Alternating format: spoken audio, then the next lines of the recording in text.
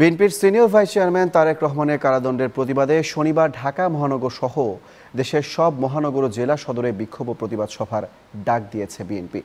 নয়াপল্টনে দলের কেন্দ্রীয় কার্যালয়ে সংবাদ সম্মেলন থেকে কর্মসূচি ঘোষণা করেন বিএনপির সিনিয়র যুগ্ম মহাসচিব রুহুল কবির রিজভী। বিএনপির দাবি, রাজনৈতিকভাবে হেয় প্রতিপন্ন করার জন্যই তারেক রহমানকে শাস্তি দেওয়া হয়েছে।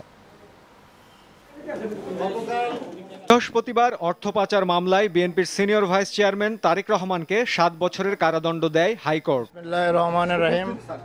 পরে রাতে দলের নেতাকর্মীদের সঙ্গে বৈঠকে বসেন বিএনপি চেয়ারপারসন খালেদা জিয়া।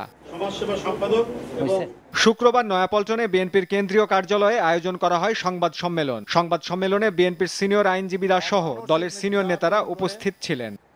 জাতীয়বাদী শক্তির বিএনপি চেয়ারপারসনের উপদেষ্টা খন্দকার মাহবুব হোসেন বলেন, হেয় প্রতিপন্ন করতেই তারেক রহমানকে সাজা দেয়া হয়েছে। জানান, সময় হলে তারেক রহমান ফিরে আসবেন ও রায়ের বিরুদ্ধে আপিল করবেন। তাকে রাজনৈতিকভাবে হয়রানি করার জন্য, পর্যদুস্ত করার জন্য, জনসমক্ষে হেয় প্রতিপন্ন করার জন্য সরকার সে 2003 থেকে 2006 সালের ঘটনা, সেই ঘটনার উপরে 2009 সালে মামলা করে তার অনুপস্থিতিতে তাকে সাজা দেওয়া হয়েছে।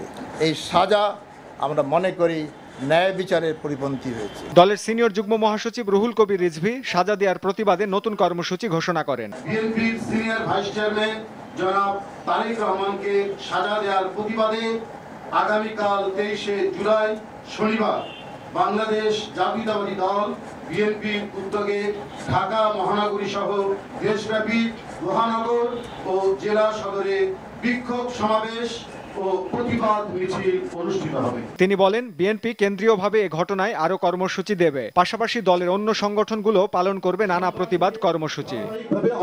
কাইসার রহমানী, নিউজ 9, ঢাকা।